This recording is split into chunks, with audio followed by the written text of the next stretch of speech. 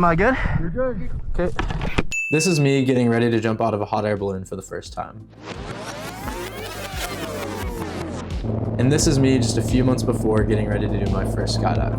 I'm gonna go through everything that happened between these two jumps, which includes my A license progression and B license progression, to share my experience and what I learned along the way as a relatively new skydiver. After I decided to get my skydiving license, I called the closest drop zone to me, which was Skydive Chesapeake up in Ridgely, Maryland. When I showed up on the first day, we started ground school, which was basically a 6-hour skydiving crash course split between classroom work and hands-on practice with equipment. We learned how to deploy our parachute, how to react to emergency situations, and the fundamentals of body flight. After ground school and a mandatory tandem jump, I got on the plane for my first AFF skydive, which was my category B. On the plane ride up, I mostly focused on the dive flow that my instructors and I had planned on the ground to distract myself from obviously being scared as shit. But once I finished my exit count and pushed off the plane, all of those nerves immediately went away, and the jump was super simple. I had to show that I could consistently reach my handle, that I could stay altitude aware throughout the flight, do a few turns with my instructors docked on me, and pull at the altitude that we planned on the ground. After my first solo jump, I was stoked and dove head deep into it. The next weekend, I was back at it where I did my Cat C jump. For my Cat C skydive, I was still going to be with 2 instructors, but this time they were both going to release their grips of me, and I was going to get to find my balance in the sky. The entire goal was for me to maintain my heading while staying stable, and of course remain altitude aware throughout the jump.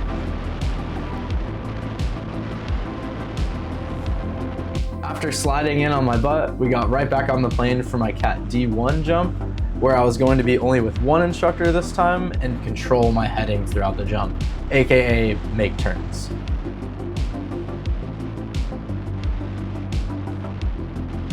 And because we had time, I also did some forward motion before it was time to pull. During the last few jumps, I had started to gain some confidence in the sky, but before my Cat E1 jump, I got super nervous again because I was going to be having to do flips and rolls and things that I'm just not generally that good at. But nonetheless, we got up in the plane, and for this jump, I was going to be doing a hanging exit where I essentially just hung off the strut. Once I got in the air, I got right to it because I knew this jump was going to be a little bit tricky for me. I started off trying to do a barrel roll, which I kind of failed at. Then I waited for my instructor to fly over to me to show me how to do a back loop, which I promptly failed at, but then was able to get on the second try. And at the end of this jump, I did my first track, which is essentially where you're creating horizontal distance away from skydivers around you. This jump was super intimidating for me, but at the end of the day, all that I was trying to demonstrate was that I could do maneuvers in the air and regain stability. Later that day, I did my Cat E2 jump, which was a really similar jump, except for this time it was a diving exit, which was a little bit interesting for me, and then a front loop rather than a back loop, and more tracking. After Cat E2, I only had 1 more AFF jump left, which was my Cat F. I started off with a super rough exit, but I did recover from it, to be fair. Docked with my instructor, and then tracked away. And during this jump, I learned something about tracking because it was the first time I was really generating a lot of forward momentum.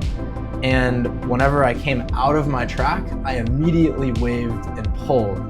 And what I learned is that if you still have forward momentum in a track, there's a good chance that you might hurl yourself into line twists with all of that forward momentum. And that's exactly what happened.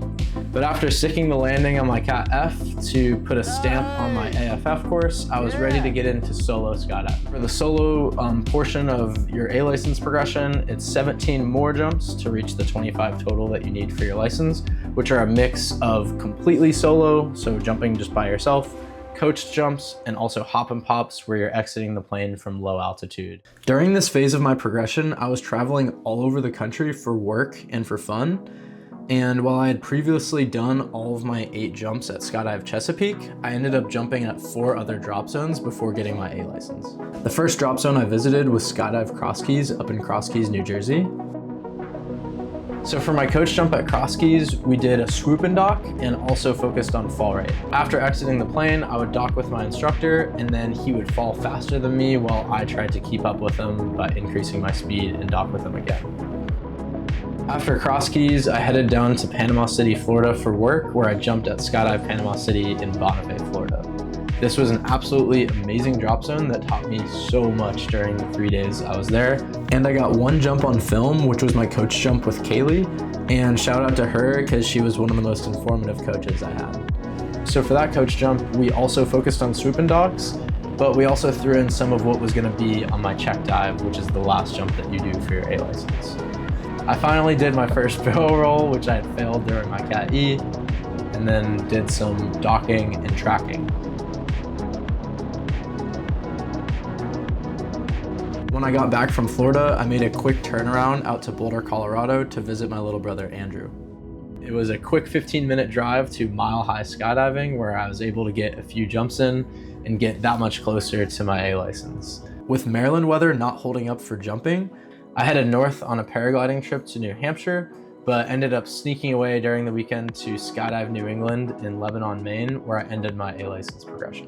Skydive New England was another beautiful drop zone, which had the most sophisticated AFF program I had seen across the different places I jumped. And I'll talk more about that in a second. My first jump at the DZ was with a coach. We basically just came up with a fun dive flow where we did some 360s, side slides into like side docks, and just had fun in the sky.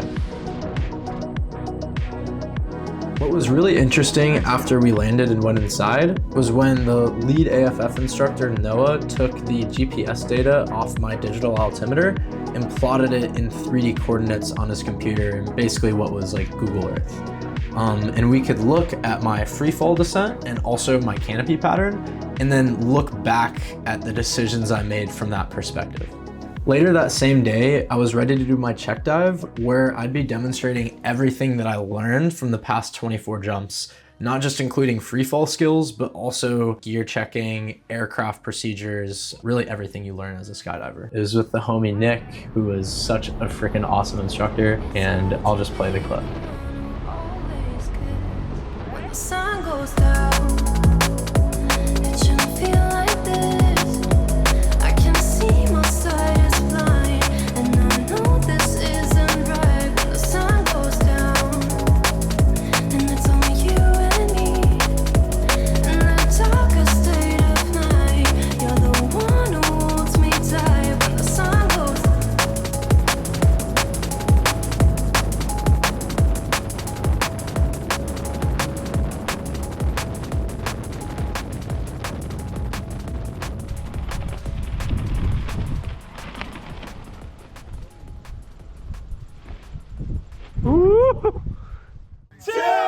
Across the pond. 3! Huzzah! That was a good one. After getting my A license, skydiving honestly got a lot more fun. Instead of jumping alone or with a coach, now I could jump with whoever I want, and we can make up whatever stupid plan for the skydive that we want. When I got back to Maryland, I got to jump with all the friends that I had made whenever I was a student and learn from them about small formation jumps. Around this time, I started looking at what was next in my skydiving progression, which is relatively simple due to the USBA. After your A license, you can start to work towards your B license, which gives you the opportunity to jump from hot air balloons, helicopters, do things like night jumps. And to get your B license isn't all that much work after your A license. You need another 25 jumps, and within those jumps, you just need to do a canopy course, some formation skydives, and land accurately a certain number of times. And that's basically it. Luckily, my drop zone held a B license canopy course just a few weeks after I got back from New England. And this course was actually way more informative than I thought it was going to be, and helped me improve my landings, my landing accuracy, my ability to do a good pattern, and literally every single way that you fly a parachute I just got better at during that course.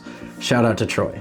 After the canopy course, I quickly met the other requirements to get my B license and basically just needed more jumps. So at this point, I started to look in what discipline of skydiving that I really wanted to invest time into. And to me, it seemed like there were a few options. One being getting better at advanced belly jumps, getting into free flying, which is essentially flying your body at different speeds in different orientations, angle flying, which is where you're tracking and doing movement through the sky, and then also canopy relative work. With all those options, the choice was actually made for me when my friends in Arizona invited me on a free flying trip out to Sweden. The idea was to do multiple hours in an indoor wind tunnel to learn how to free fly. And the reason why we wanted to go to Sweden and not just do that here in the US is because tunnel time in Sweden is about 1/3 to 1/4 the cost as it is here in the States. So of course I packed up and went to Sweden to learn how to free fly. And I'm actually making an entire other video on my free fly progression, which I'll post in a few weeks. But after a week with the legendary BodyFlight coach Carl, I came back to the States with an entirely new set of skills, and jumping started to look a lot different.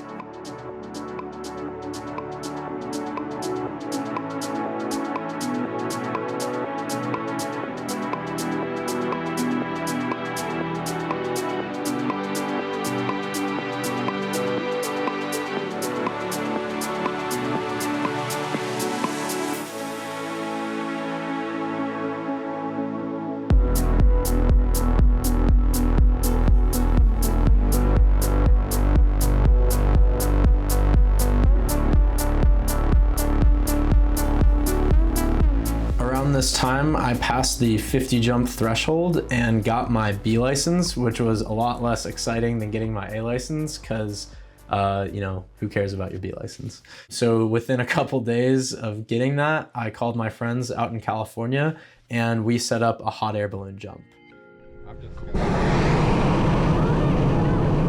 Besides just looking cool and it being sick to jump out of a hot air balloon, there's some other reasons why that jump is completely different in terms of logistics and how it actually feels than any of the other skydives that I had done. Usually when you skydive, you're jumping out of an airplane that has a relative airspeed around 80 to 100 miles an hour. So when we jump out of the airplane, we also have a relative airspeed around 80 to 100 miles an hour.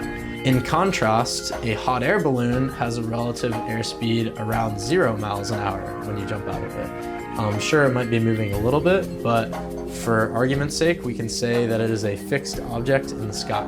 So whenever you push off a hot air balloon, for those first few seconds, you can't use the wind as a control surface for your body. And your movement mostly depends on the momentum that you left the hot air balloon with. And those first few seconds are why this is called a dead air jump. After about 10 seconds, you reach your terminal velocity and it starts to feel like a normal skydive. So with that physics lesson behind us, here's how the jump actually went.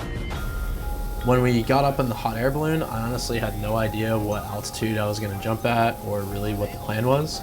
But we got up to about 7,000 feet and that's when people started jumping. And as each person left the hot air balloon, we descended in altitude.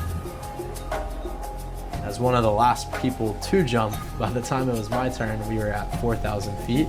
So I only had 1,000 feet to work with. Am I good? Good. Let's go. We got it, brother. 3, 2, 1. See ya.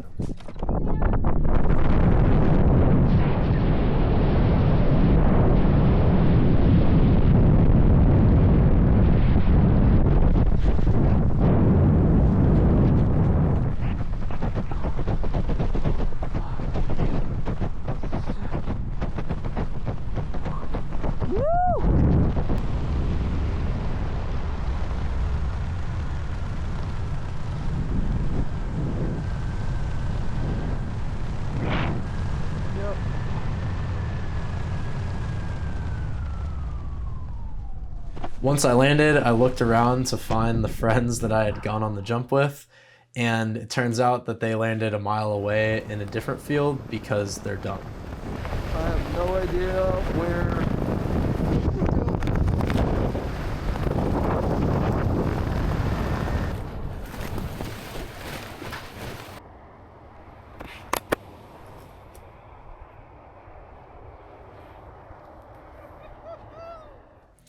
Anyways, that was my skydiving progression from my first jump through my A license, through my B license, all the way to my most recent hot air balloon jump. If you liked the video, leave a comment, subscribe to the channel, and hopefully I'll be posting more now that skydiving season is ramping up here in Maryland. Thank you guys for watching. Until next time.